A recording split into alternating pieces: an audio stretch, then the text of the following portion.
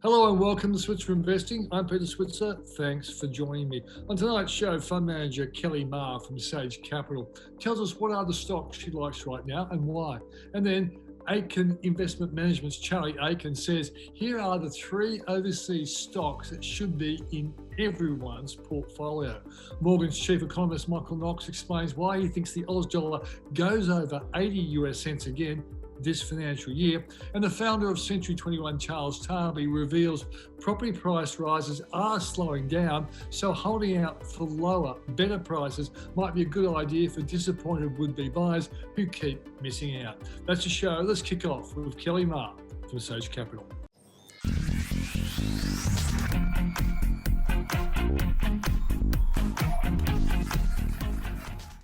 Well, joining us now is Kelli Meagher, who's portfolio manager at Sage Capital. Kelli, thanks for joining us on the show. Thanks for having me, Peter. So, Kelli, for people who don't know about Sage Capital's great track record, tell us what the company does. So, Peter, Sage Capital have been going for 2 years now, but our strategy has been going for about 15 years. And we're Australian equities, long-short equities manager. And we have 2 investment styles that blend together quite uniquely. We use a quant process to pick stocks, as well as a sort of traditional bottom-up fundamental research analysis approach to pick stocks. And then we take the best ideas from those 2 processes and form them into a portfolio that is aimed to be able to perform throughout all the market cycles. So I guess the other thing about Sage is we're really focused on risk control. So when we put our best stock ideas together, we're really trying to, as well, hedge out X factor, unpredictable economic shocks and macro risks. So we like to think of ourselves as the sleep at night fund, I guess. Yeah. So the coronavirus crash, that was a real thing from the left field. Yes. How did the fund suffer that particular period? So the other thing about our style is we are quite agile. And so when that all happened, we were closely watching the numbers out of China and starting to get a little bit concerned. And so quite early on, we turned down the quant signal side of the process and really focus more on fundamental, because quant's very good at looking back in history and historical patterns, but it's not the best at picking turning points. And so that's when our fundamental approach really kicked in, and we're on the phone to companies like Fisher and Paykel saying, hey, what are you seeing in China?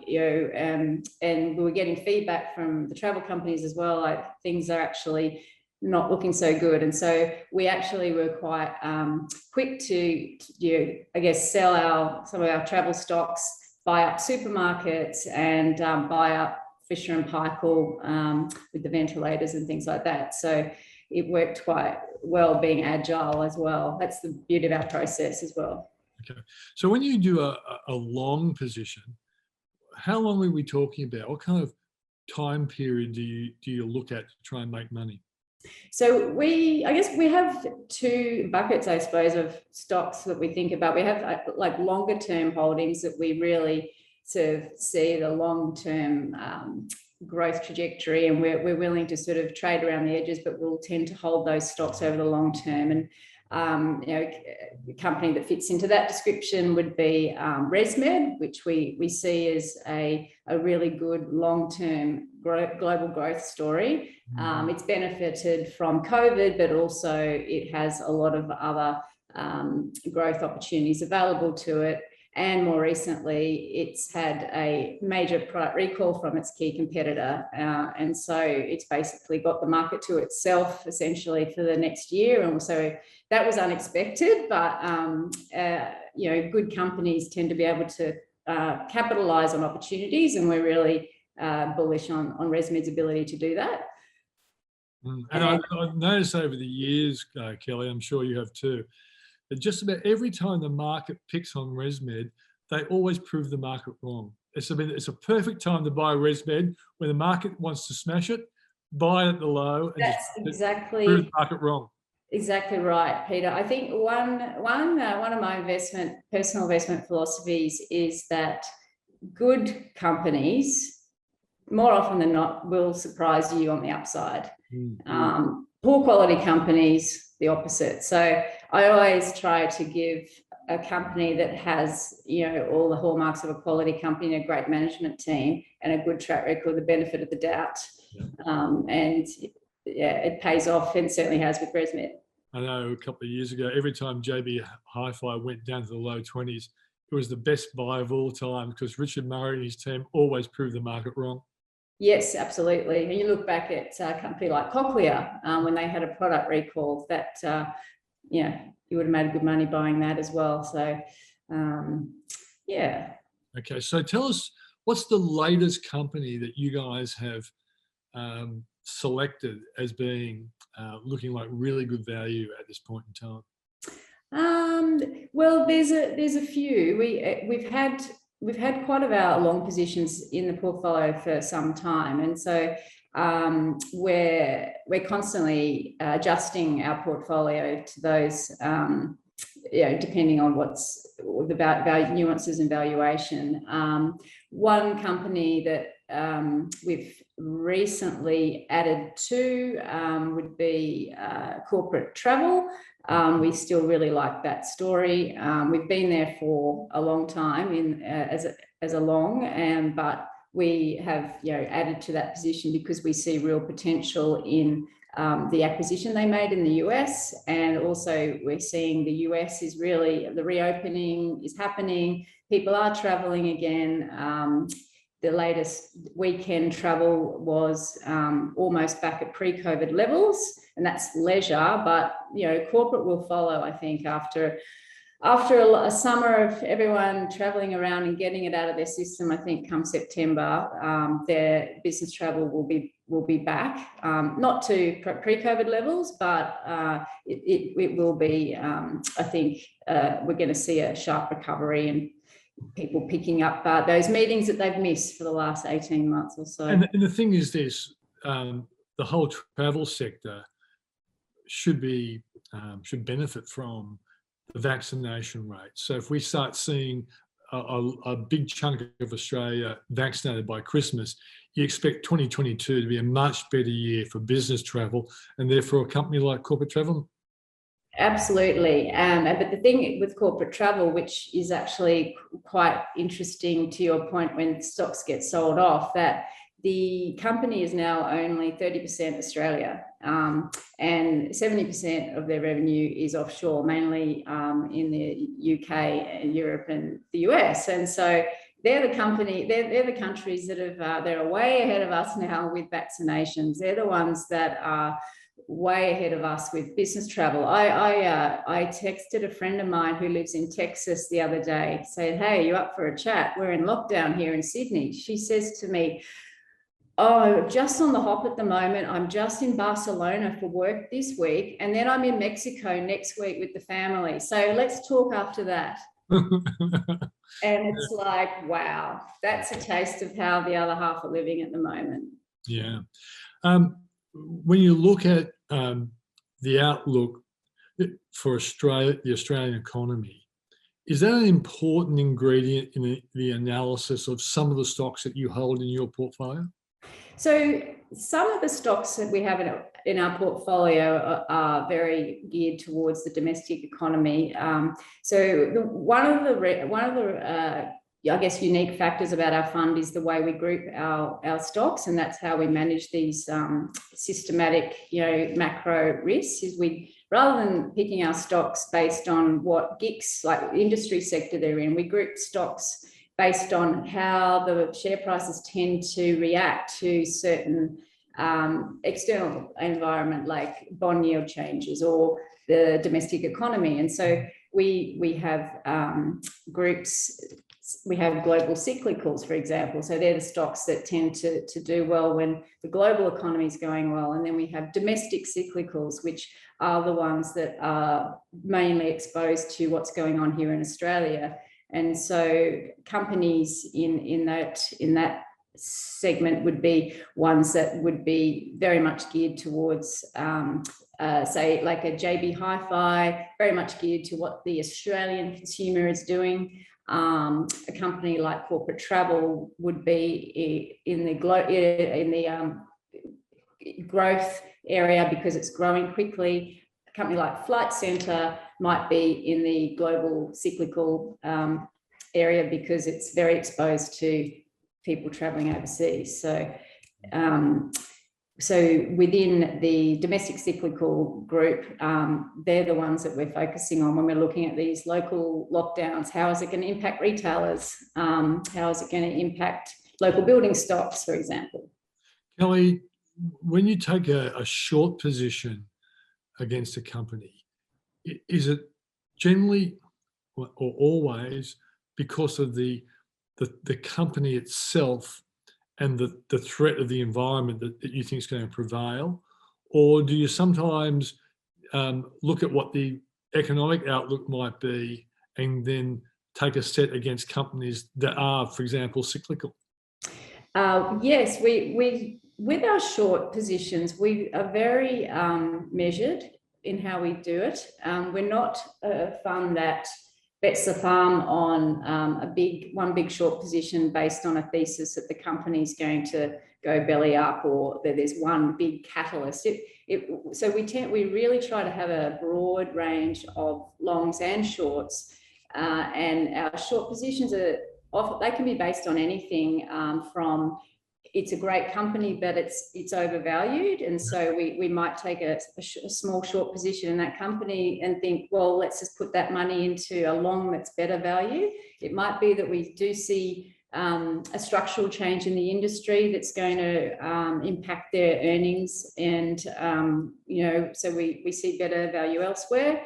So there's a lot of different reasons why and we'll also take shorts in companies that are good quality companies, but are just going through a little bit of a rough patch. So when you brought up Corporate Travel, and I then brought up the subject of shorts, poor old Corporate Travel was picked on by an overseas hedge fund not long ago, probably a year or so ago, and the UK office was a part of that short problem, and now you're telling us that the London office is doing really well. Yeah.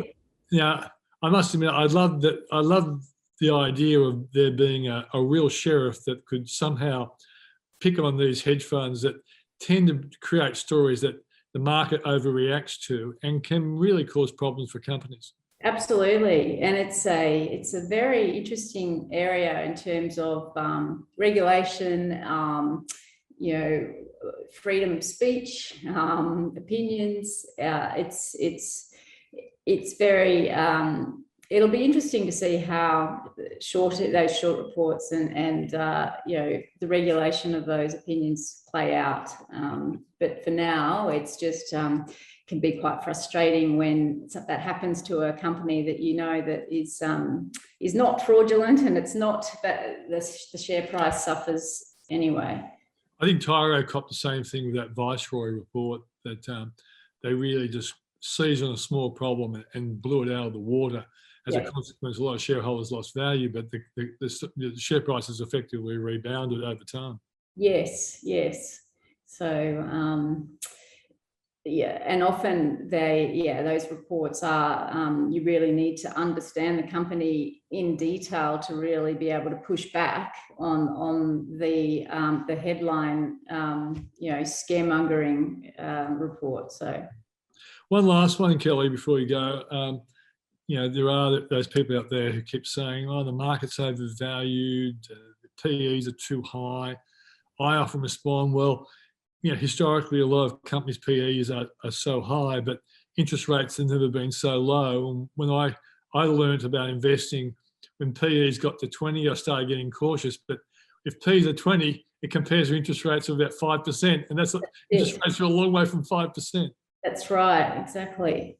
So, the headline PEs are looking very toppy, but as you say, interest rates at all-time lows, and so mathematically it makes sense for the PEs to be high.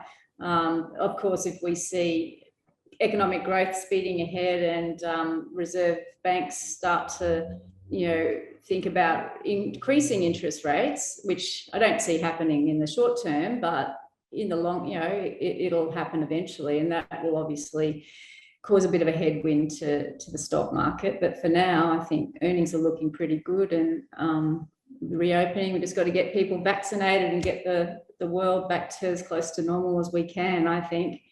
Okay, so when people ask me about, should I remain in the market, and I say, clearly this is not advice, but from my point of view is that if the market does sell off, it's probably going to be a buying opportunity, because this market can go higher with interest rates so low. Absolutely. And at Sage, we actually offer two options we have two funds, one that gives you equity exposure and one that's an absolute return fund. So if you are worried about the market levels in absolute terms, you can invest in the absolute return fund, which basically just gives you our stock selection returns, and it does not expose you to the overall level of the market. So you can still make money when the market's going down. Great stuff. Look, Kelli, thanks for joining us on the program.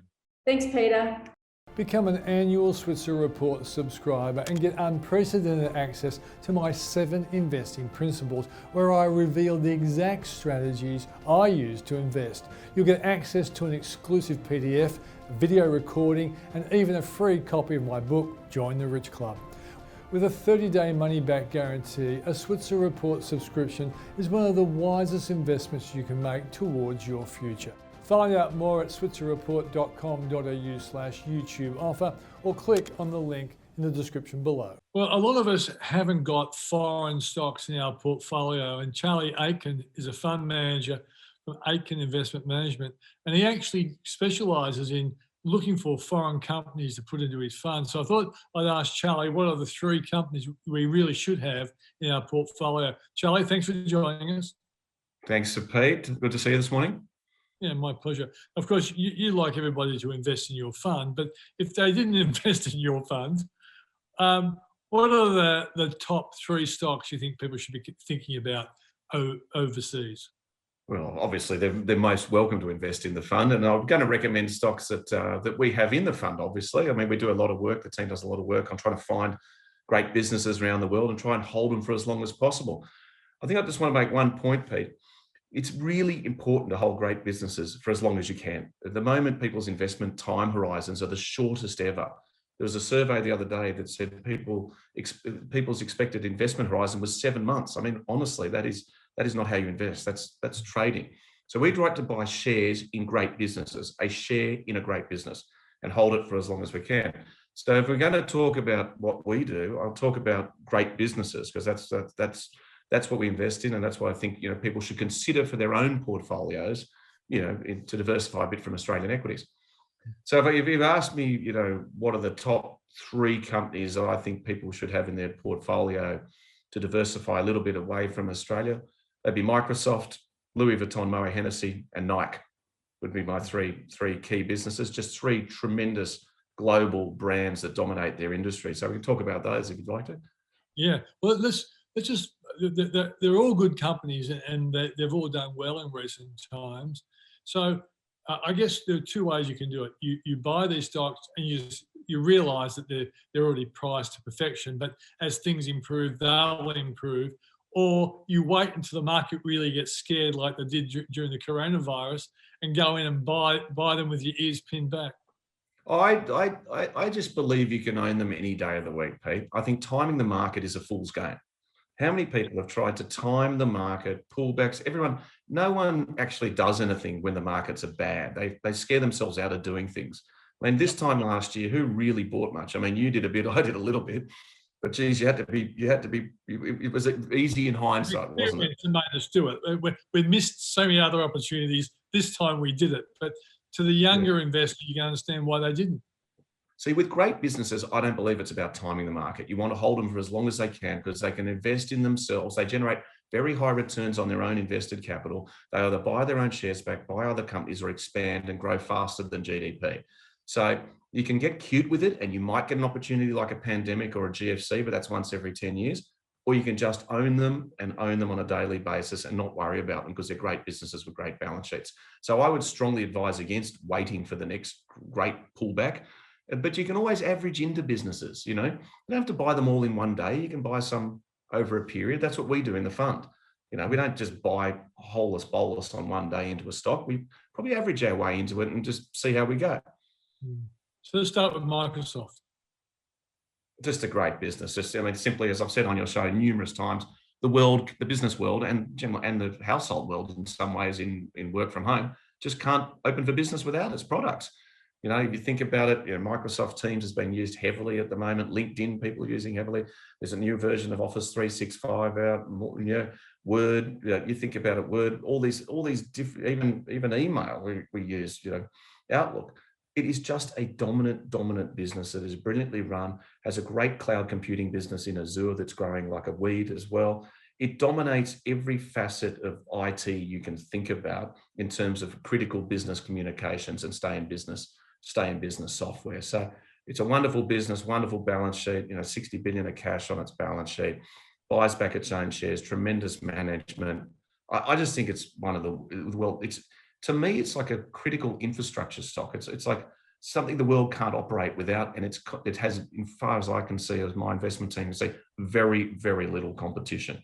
So its moat is enormous, its returns are fantastic, and as a $2 trillion market cap company, it's still growing at 20%, and that's just something you don't see very often. So excellent business, you know, and I'd be happy to own that stock, you know, at the current prices. Okay, your next one is the kind of business that we hang out with whenever we're in a very good mood. Which one's that? Louis Vuitton. Louis Vuitton. We drink their champagne. We buy their gifts when we got lots of money or when we're in trouble to try and get out of trouble. It's more interesting than that, Pete. Louis Vuitton has been one of the great winners of lockdown, of all things. Now, people were worried that, you know, as travel collapsed and the world shut down, that Louis Vuitton wouldn't sell as much at airports, or travelers wouldn't buy anything when they went to Paris or New York or whatever, or Chinese tourists wouldn't buy anything. But what happened was, because households were spending no money on travel, they would go and treat themselves on luxuries. So in their home market, they'd go to the Sydney Louis Vuitton store and buy a handbag or buy a pair of shoes or go and buy some champagne. And Louis Vuitton sales rocketed during the lockdown, as people just wanted to feel good about themselves, buy themselves a gift. Now, this is one of the world's great businesses. It obviously dominates luxury across the whole spectrum. Recently bought Tiffany's, which I think is going to be an excellent acquisition. Tiffany's was a little bit stale. I think they'll turn that around. And you've got to think about Louis Vuitton as almost an exchange traded fund over luxury goods. You know, if you want to buy just one company that represents all the high-end products of the world, and people getting wealthier. Remember, post the GFC, post the pandemic, the wealthy have got wealthier. House prices are up. Those who own assets have got a lot wealthier, be it shares, be it Bitcoin, be it property. So the wealthy have got wealthier, and they will spend it on Louis Vuitton products. I think it's an extremely well-run business, huge barriers to entry, huge margins, not much competition, and just a wonderful business that will probably continue to grow at 15 to 20%. Another business that clearly has done well, the lockdowns, is Nike, because everyone's going walking. I walked around my area lately. I'm seeing people who've never walked before. They look like they're from the TV show The Walking Dead. They're looking around. They're looking around their neighbours. They've never seen things before. There is a bit of that going on, Pete. Unfortunately, there's, when you're in your house all day, a 2-hour walk sounds like something to do, and we're all doing it. Yeah. But Nike, there's two huge trends in Nike. One is the trend to athleisure wear. Right? So I'm wearing a golf shirt speaking to you. It's not a Nike one. I should be wearing a Nike one. But it's the trend to athleisure wear is clear in terms of work from home, in terms of what's acceptable in the office now. That has clearly changed, particularly with the tech industry and things like that. So, athleisure is a huge trend. The other one is Nike is a business transformation story. It is cutting out its wholesalers. It is going direct to its consumers via the internet and online, its own online portals and its own sort of superstore shops. It is really increasing its margins and its profits and its free cash flow by cutting out wholesalers. So you're seeing less and less of Nike selling to wholesalers and more of Nike selling straight to the consumer. So if I go to Nike.com, they know my shoe size. They know what I've bought before. They try to upsell me some, shirts or shorts or whatever, and they're really increasing their margins and also doing very well in China as well. So Nike to me is not just athleisure wear trend. It is increasing its margins by going direct to the consumer and cutting out the wholesaler. And that's again, really what Louis Vuitton does. Louis Vuitton, doesn't actually use online, but it doesn't use wholesalers. It controls its entire selling stream via its own stores. So Nike to me has been a great one for us, probably continue to be. Really well-run business, but just great margins, great balance sheet, and great cash flow. But these things, people need to think of these great businesses, including some Australian ones, like property. You want to own it for as long as you can. If you own a good property, you want to own it for as long as you can. And I think that's what people just think too short term in some of these great businesses. One last thing before you go, what is the big issue out there that the market seems concerned about or not concerned about that you think is worth keeping an eye on? Well, it's obviously the inflation debate. This time last year, it was what shape was the recovery or whether there was going to be vaccines and all that. Now it's obviously inflation. And one thing we do in the fund is we own businesses with pricing power. Microsoft, Louis Vuitton, and Nike have pricing power, the ability to raise their final prices above any input price rises, and obviously above CPI, in my view, strongly. Now, the CPI number from America came in up 5% year on year, 2 days ago. A lot of that's a base effect, Pete, from when we're in the worst of the crisis. But if you look at it closely, some of it's driven by used car sales up, used car prices up 40%, lumber prices are up. There's a lot of stuff that I think is possibly transitory. And the good news for equity market investors is the bond market seems to think inflation is transitory as well. US 10-year bonds are 1.34%. They were recently 1.8%. So they've come down quite a lot as well. So we need to keep a close eye on this inflation picture because central banks obviously react to inflation if it stays high for longer. But a little bit of inflation is very good for the right businesses. You can raise your prices more than your input price rises. So we own businesses with pricing power, but we also hedge ourselves by having businesses that have very low debt. Because if interest rates do go up, you don't want highly geared companies. You want lowly geared companies that have the ability to raise their product prices. So I suppose that's the thing that the market spends a huge amount of time on at the moment. My advice to investors would be keep an eye on it, but don't spend too much time on it. Just own great businesses that have pricing power and low gearing. And I think, under most circumstances, that'll suit you very well. Great education, Charlie. Thanks for joining us. Always, Pete. Good to speak to you. Take care.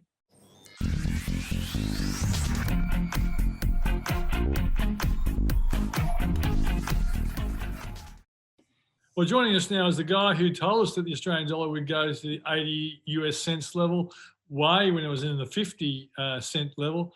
And my question is, now it's sort of floating, sinking away from the 80 cent level. Is it going to have a comeback? Will the Aussie dollar go up again? Michael Knox from Morgans, thanks for joining us. Good morning, Peter. All right, so question is cut straight to the chase, Michael. Will the Aussie dollar float back up to 80 US cents or more? The answer is yes.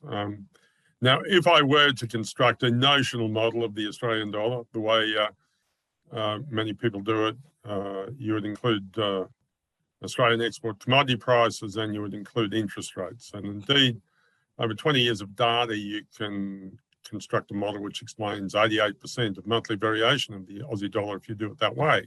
There's a similar one in the Reserve Bank bulletin a couple of issues ago, in which they look at the terms of trade and interest rates. But in our version of it, yes, you would strongly say that it's very highly probable that the Aussie dollar is going to go to 80 cents and higher this financial year. Right now, we've had a rapid escalation of commodity prices. And you can see the series of the commodity prices we used is published every month by the RBA. And the first day of the month, it's the RBA index of export prices. And that's rising very rapidly as it did in the last major commodities boom. Something we also talked about a year ago. Yep, that's right. And therefore our model rises with that. Okay, so let's totally agree that commodity prices have a really solid outlook considering the economic growth numbers right around the world. But what if the US raises interest rates faster than us? Does that put a bit of a negative on the rise on the Aus dollar? Well, we think the reverse is likely to be the case, but the RBA is in fact intervening in our market with quantitative easing to reduce the level of our long-term interest rates relative to US long-term interest rates. And they think that they have the result of reducing rates by 30 basis points, 0.3 or 1%, lower than they would otherwise be. So it's the relative rates. But we include that as our model, and even including those current interest rates with the RBA operating, and we still think the market should be significantly higher. In terms of our model, the most recent reading this month is the cheapest that the Aussie dollar has been any time this century. It is currently 3.14 standard errors too low. The chances of it going up from here are around about 999.2 chances in 1,000. That's statistically what it is. That seems pretty high, mate. It's an extreme event. So the question is, why is the US dollar holding up? Because obviously for the Aussie dollar go up, the US dollar has to not just fall about against us, it has to fall amongst a whole lot of things. And when we look at the actual market in non-US dollar assets, what we find is that it's led by the euro. And so money has been slow to flow into the euro because they have been slower in getting their population vaccinated than the US has. Well, the US built the vaccination program that was Operation Warp Speed, built last year. And so in the first quarter, the US was vaccinating its population and Europe was just beginning to set up the system of doing that. So you had a very strong negative growth in the German economy. Yet you had a drop in output in the German economy in the first quarter, and that's kept the euro soft. But as we move through the year, the Europeans are getting more and more of their population vaccinated, and this is reflected in economic terms in a number that's put out by the European Commission, and it's called the Business and Consumer Survey Sentiment, and the most recent one is July, and that's moved from negative territory in the first quarter to the highest level ever measured, or the highest level measured in 21 years in the second quarter. So what we think is, as we go through our next financial year, you'll have stronger European growth. That'll generate a rally in the euro, and that'll trigger the rally in the Aussie dollar from these very oversold positions. One last question, mate. Our poor vaccination rates, has that had any impact on our dollar? No, what's really important here is our economy is in really good shape. I mean, we've been isolated from the rest of the world, and our economic growth is really good relative to European economic growth, relative to US economic growth. It's their vaccination rate has stopped their economic, the European slow economic vaccination rate has meant slow US economic growth. We're not so closely connected here in Australia. Yeah, okay, mate. As always, thanks for joining us, and we hope you're right. Thank you, Peter. Become an annual Switzer Report subscriber and get unprecedented access to my 7 investing principles, where I reveal the exact strategies I use to invest. You'll get access to an exclusive PDF, video recording, and even a free copy of my book, Join the Rich Club.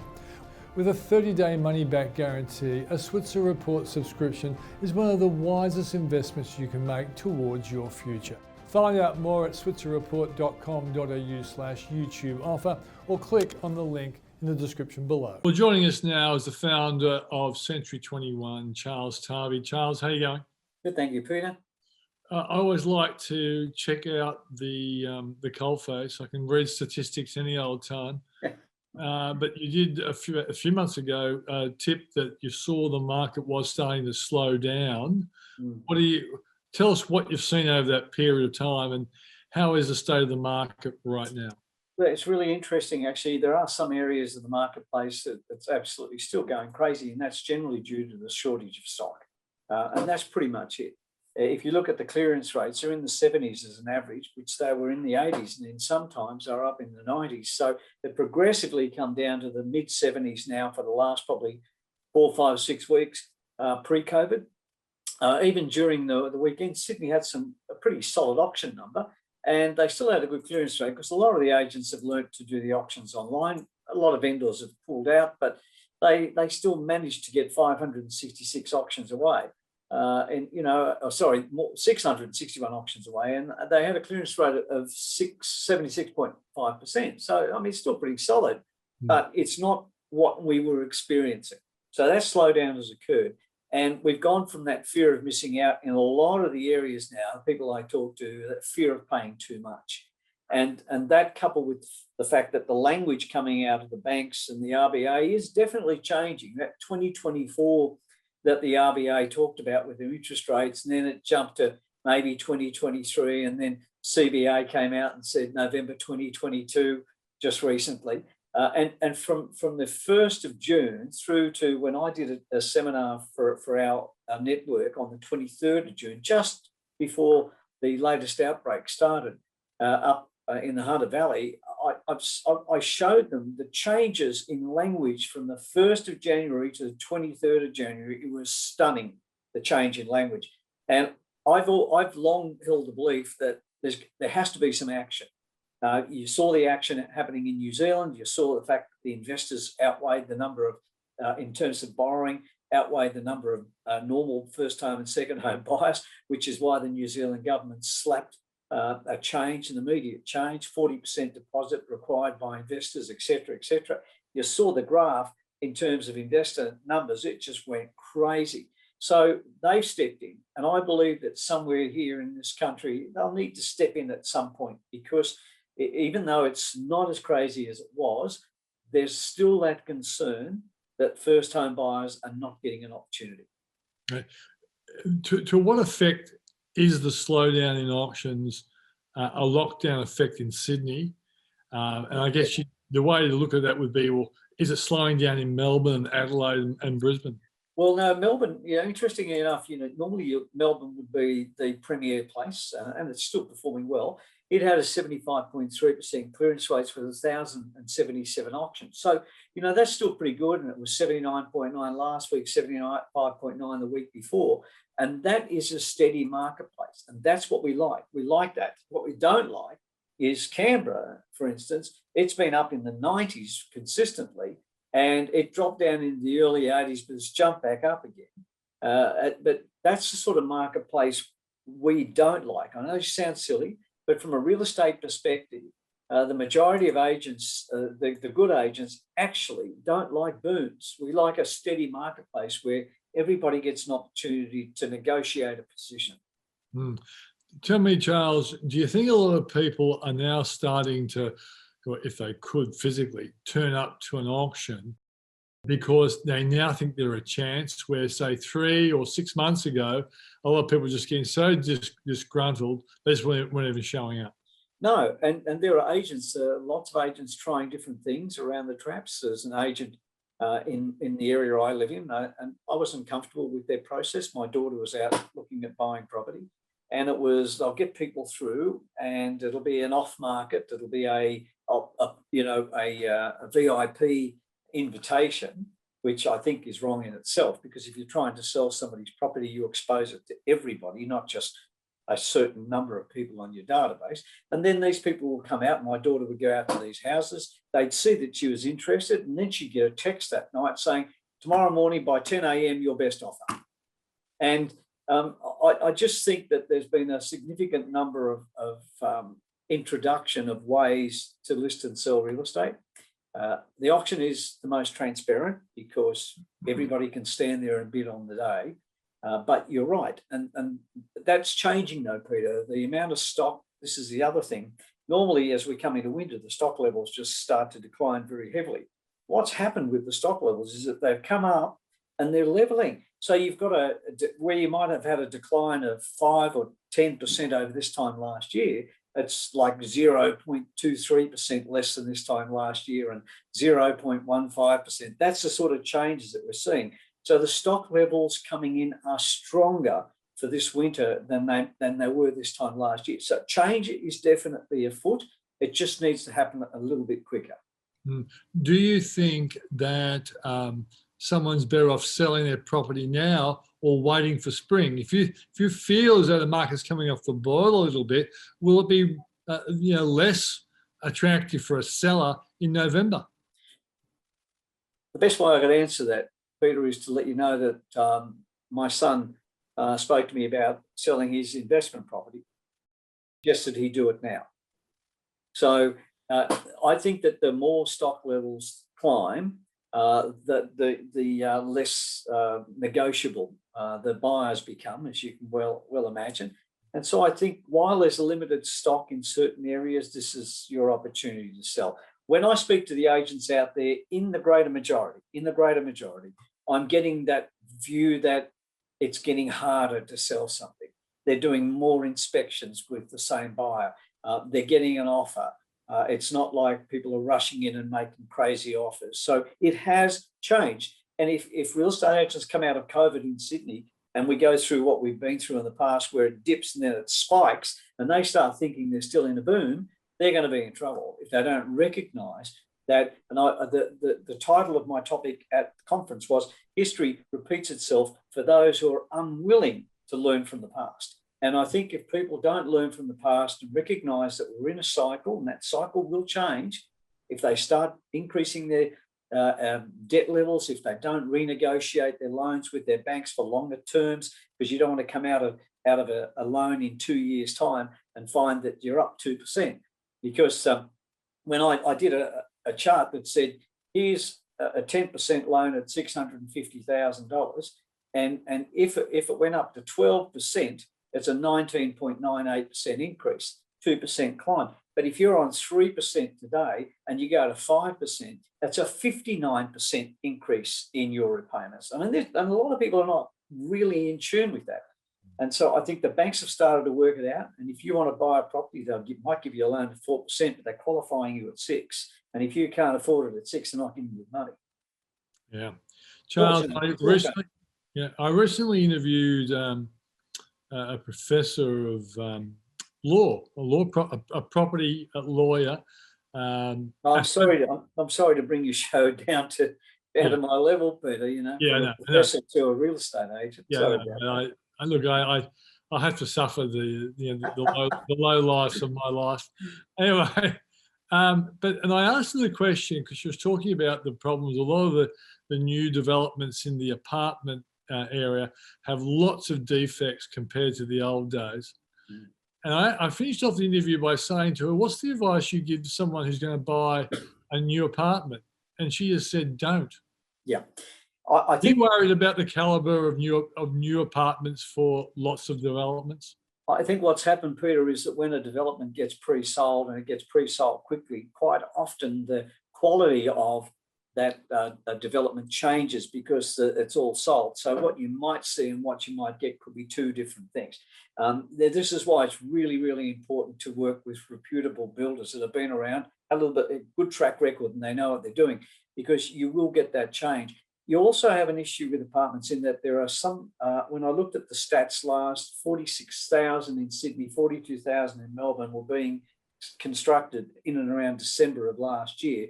Now, as these come through, and we don't have the overseas buyers, we don't have the overseas students, there's going to be a lot of that property that's going to come on the market. And there's also going to be the people that I thought about this morning when I knew I was going to talk to you, that might have purchased off the plan a year and a half or 2 years ago from overseas. Are they going to come and complete? Are the banks going to call for a valuation 1 month before settlement, which is not abnormal? And are the valuers going to be too scared to take it to the price that the people bought it at? So that area is really grey for me right now. And I think that it could be a very big opportunity for future investors and home buyers, first home buyers. So one last question, Charles. If there are those out there who think that we'll be vaccinated pretty effectively by the end of this year, because the government's going to really try and push Pfizer at a rate of knots. If that happens, and we've got students coming back by the middle of next year, would your view on the real estate market, and particularly if even travellers start coming back, would your view on the property market get a little bit better than it is now? Look, it will get better, but remembering it's gotten very bad in some areas. If I looked at the rentals, when I looked at 20 locations, 20 suburbs that have gone backwards in terms of their rental income, of the 20 suburbs, 2 of them were in Sydney and 18 of them were in Melbourne. In the apartment arena, it was negative 23% in terms of rental income compared to this time last year. So, yes, it'll get better, but it might just be a catch-up. There's a lot of real estate agents. Sorry. And in that interim period, there's probably a buying opportunity. Yeah, look, there's a lot of real estate agents that have their valuations based on rental income and management income fees. So based on the fact that rents have dropped significantly, so too is the value as the asset of the real estate practitioner. So there's a few changes within our industry that people need to look at across the board. But I haven't had the AstraZeneca. I haven't had the injection. I can't even say it because, look, some of my friends reckon that the injection would die in my body anyway, and I wouldn't get a chance. So I don't know how you're going with it. All right, Charles, we'll leave it there. Thanks for joining us, mate.